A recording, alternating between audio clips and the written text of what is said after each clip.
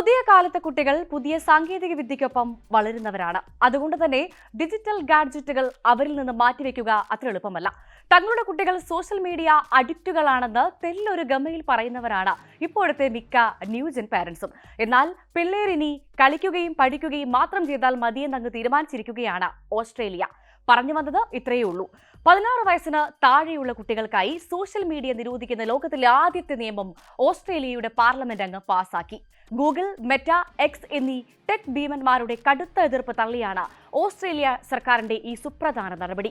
ഇത്തരമൊരു നിയമനിർമ്മാണം നടത്തുന്ന ലോകത്തിലെ ആദ്യ രാജ്യവുമായി ഓസ്ട്രേലിയ. മാസങ്ങൾ നീണ്ട പൊതുചർച്ചയ്ക്ക് ശേഷം ഇന്നലെ വൈകിട്ടാണ് ഓസ്ട്രേലിയൻ സെനറ്റ് സോഷ്യൽ മീഡിയ നിരോധനത്തിന് അംഗീകാരം നൽകിയത്.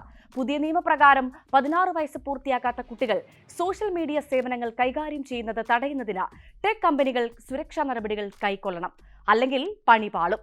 ഏകദേശം 50 ദശലക്ഷം ഓസ്ട്രേലിയൻ ഡോളർ പിഴ ഈടാക്കും.